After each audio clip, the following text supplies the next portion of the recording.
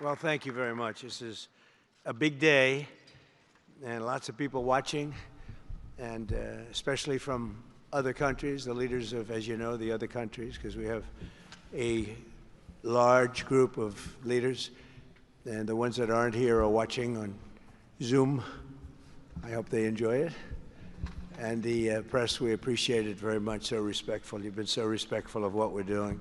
What we're doing is very simple, peace. It's called the Board of Peace, and it's all about an easy word to say, but a hard word to produce, peace. But we're going to produce it, and we've been doing a really good job, and some of these leaders that are with us have helped me very much during just this first year. We have a first year like probably no other ever in our country, because we settled 8 wars and I think a 9th to come. It's turned out to be a tougher one. I thought that was going to be the easiest one. But with war, you never know what's easy and what's not so easy. But we've had a great relationship, and I've become friendly with so many of the people. And I appreciate you being here. These are great people. These are great leaders. And the people that are watching by closed circuit and open circuit in many cases, they're so proud of it. They want it to be open. But they become incredible friends of mine. And, you know, we rebuilt our country in my first term, and now we're at a point that the United States has never seen before. We broke 50,000 on the Dow. They said that would take 4 years. We broke 7,000 on the S&P. They said you couldn't do that within 4 years. It would be impossible. And when I came in, they were all saying, if you could get to anywhere close to 40, 45,000, it would be amazing achievement over 4 years. Well, we hit 50,000 in the first year, and we hit 7,000, which was actually tougher to do, according to the Wall Street geniuses. We hit 7,000 in the first year. They said it could take 4 or 5 years. They'd be very happy. It would have been a great job. We did it in 1. But we're doing a great job. Board of Peace is one of the most important and consequential things I think that I'll be involved in. We've been involved in a lot, and really I've been involved in a lot with the people up here. We work together on ending wars with their country. Some of the wars were 32 years long, 32, 34, and a 37. That's a long time, and we ended it in about 2 days, each one of those.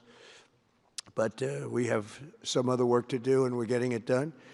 Gaza is very complex. It's been amazing. I want to thank Steve and Jared for an amazing job. Marco's over there watching.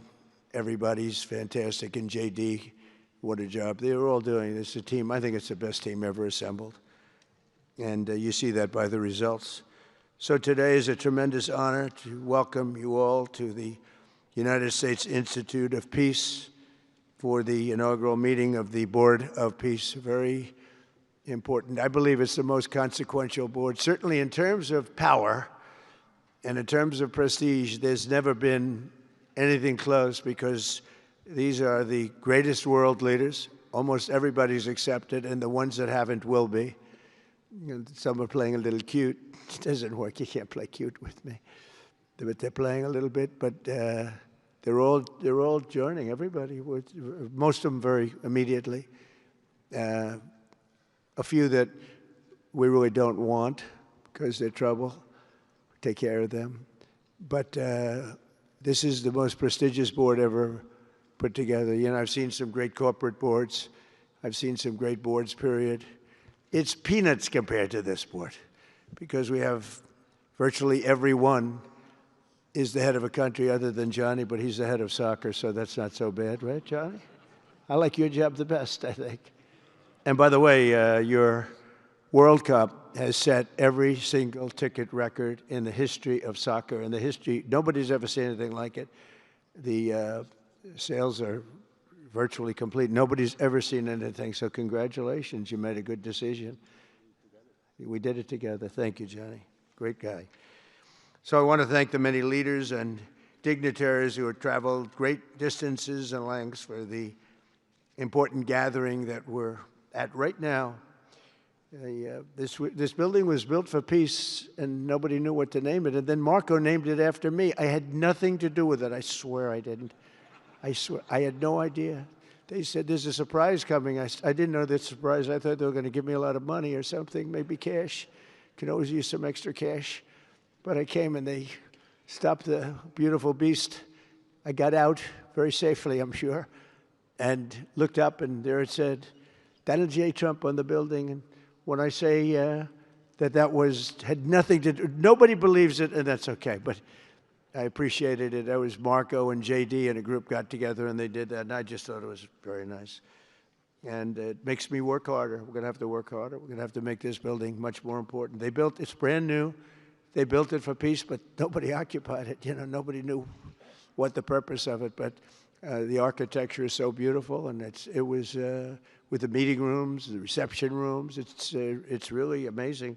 Who would think that it was built without anybody in mind or anything in mind, and then the State Department took it over. They liked it. Marco came over one day. He saw this. He said, this building is great. And he actually claimed it, right? He claimed it. And that's what he does. Where is Marco? I said, Marco, is that true? You claimed this building. You took it away from about 5 groups that wanted it. That was done very quickly, very methodically. But it was really, really built so beautifully in such a beautiful building. But we worked together to ensure the brighter future for the people of Gaza, the Middle East, and the entire world. I think that the Board of Peace, because it's mostly leaders and unbelievably respected people, but mostly leaders of Middle Eastern countries, countries from all over the world, and they've been very generous with money also.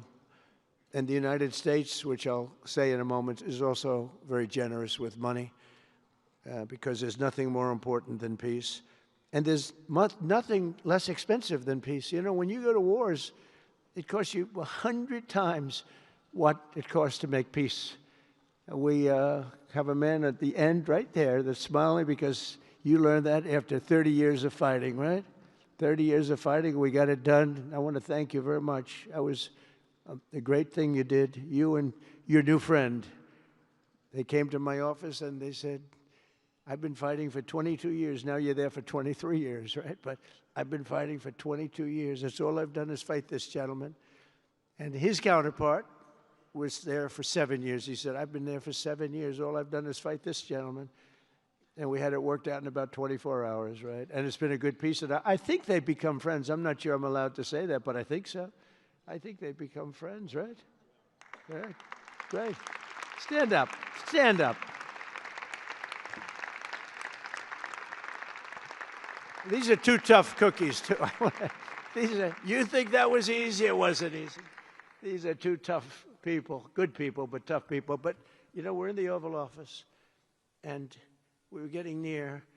But the one was at one side of the room. I have 2 chairs right in front of the desk, the beautiful, resolute desk. One's over here. One's on the other side of the room. I said, folks, could you get a little closer? Well, I don't know. They felt very uncomfortable. They've been killing each other for 32 years. So I say, can you get a little closer? After 1 hour, they were right next to each other. We made a deal. They hugged, they signed, and we had peace with 2 very important countries, and I'll never forget it. So they started off a little weak, and they ended up really strong, and you can be very proud of yourselves. It was a beautiful thing to see. Thank you. Look at that. Do you believe it? 32 years. Thank you. Thank you very much. But we're honored to be joined today by Prime Minister Rama of Albania. Where is President Milei? You're another one, I'll tell you. Where is President Milei? I endorsed him. I'm not supposed to be endorsing people, but I endorse, when I like people, I've had a very good record of endorsing candidates within the United States. But now I endorse foreign leaders, including Viktor Orban, who's here, and others. And I endorse this gentleman, Milei. He was a little behind in the polls. He ended up winning in a landslide. I just endorsed the Prime Minister of Japan. She was in a tight race, but was probably going to win. And she won in the largest number in the history of Japan. So she likes me a lot. But it was an honor, and you're doing great. Oh, look, they're sitting right next, Victor. I think, but ultimately, I think I'm going to end up endorsing. Hey, look, as long as it works, it's okay with me. But the endorsement seems to be working in foreign countries, too, so that's good. But nice to have you both. Victor, nice to have you both. Very proud of you. The Prime Minister of another, really just a great guy, Pashinyan of Armenia. President Aliyev of Azerbaijan.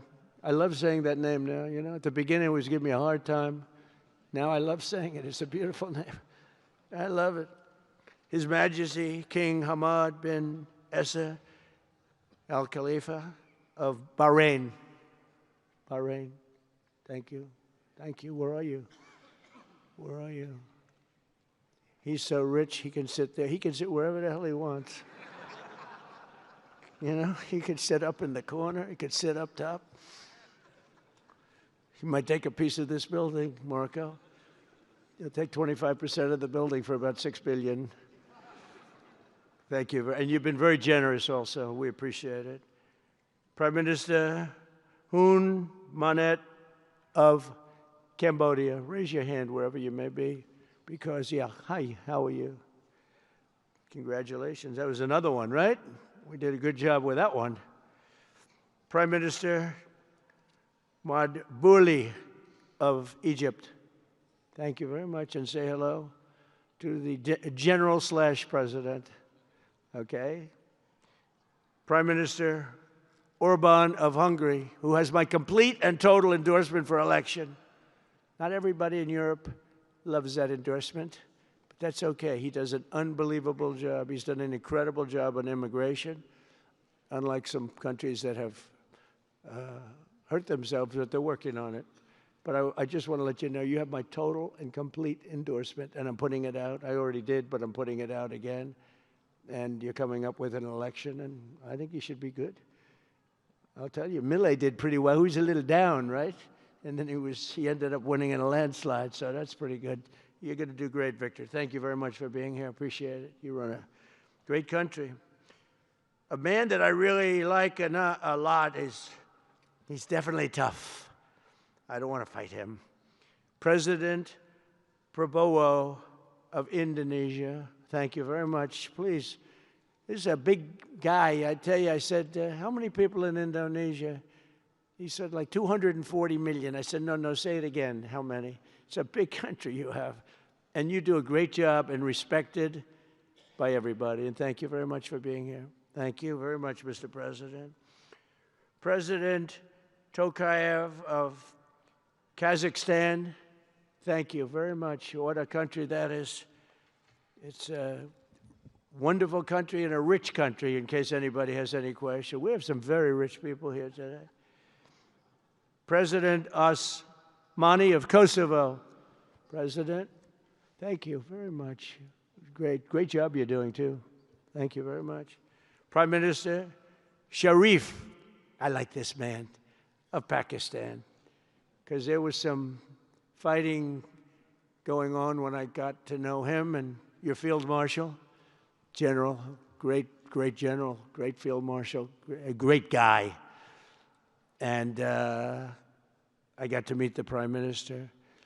And he said in front of our Chief of Staff, Susie Wells, who's right here, he said, you know, nobody knows this, but I believe that President Trump saved 25 million lives when he stopped the war between us and India, right? You made that statement? I said 25 million lives? Could have been much more, actually. But it was really a beautiful thing. You said that in front of a group of people they walked out. They don't think about it, but you're talking about that kind of lives. That war was raging. Planes were being shot down, right? And it was Pakistan and India. And I got on the phone with both of them, and I knew them a little bit. I knew Prime Minister Modi very well, actually. I got to know Pakistan through a little trade. They were trying to make too good a deal, and I got a little upset with them. And in the end, they got what they wanted, right? And they made a good deal. And I got to like them, the Prime Minister, the Field Marshal, who's a tough man, good fighter, right? Good, serious fighter. I like good fighters, actually. And when I heard that they were fighting, I picked up a certain newspaper. I won't tell you which one because it's fake news generally. But I picked up this newspaper and I saw that Pakistan and India were really going at it. And then it got worse and worse, and many planes were shot down. It was all out. And I called them and I said, listen, I'm not doing trade deals with you two guys if you don't settle this up. They said, no, that has both of them. They didn't want to do that. I said, no, it has to. If you don't do it, I'm not doing a trade deal. We're not doing a trade deal. And they do a lot of business with the United States, and they sort of softened up all of a sudden. Then all of a sudden I read where there was a little bit of a pullback by one, then the other, and all of a sudden we worked out a deal, right? But I said, if you fight, I'm going to put 200% tariffs on each of your countries, which essentially makes you not allowed, you can't do any business. One of them, I won't say which one, said, no, can't do that. They both wanted to fight. But when it came to money, it's not like money. When it came to losing a lot of money, they said, I guess we don't want to fight. And we solved that deal in 2-3 days, right? And we did. We said, these are two very powerful nations. These are two nuclear nations. And I don't want to say what was going to happen, but, bad things happen. So, Prime Minister, I want to thank you because that was a very big deal. People have no idea. A lot of them say, oh, well, they weren't fighting. They were fighting. 11 jets were shot down, very expensive jets. And they were all in. Both of them were all in, and now they're not. And I think we'll always be able to settle up with them. I really do. I think you're going to have, it's a lot of progress was made even in the relationship. And Prime Minister Modi also, he's a great man. He's a great guy. They're all great. But I was very proud of it. President Pena of Paraguay is here. President, thank you very much. Young, handsome guy. It's always nice to be young and handsome. Doesn't mean we have to like you. I don't like young, handsome men. Women, I like. Men, no, I don't have any interest. Good. That's right. That's right. Thank you very much. You're doing a great job, too. His Excellency, Prime Minister Al Thani of Qatar, just a great man, a great man and highly respected. And he's working with a man who is amazing. I always say he needs a public relations agency because you do so much good and they have you down as evil. And you're not evil. You help us so much and you're such a good ally. And I just want people to know that. And the Emir is incredible, smart as you can be, a great leader. And he cares so much for the people. And he cares so much for the Middle East. So I want to thank you very much and send my regards. Your country has been a great help. So, surprising to some of the people writing out there, but now they'll start changing their tune because it's true. I only tell the truth. Prime Minister Don of Romania, wonderful people. The Romanian people are fantastic, fantastic people, like you're fantastic. And a lot of them come and work in this country and help us in this country, as you know, and it's they are just really, really solid people. President Mirziyoyev of Uzbekistan, who is where? There he is, and a friend of mine. He's got one of the most difficult names in history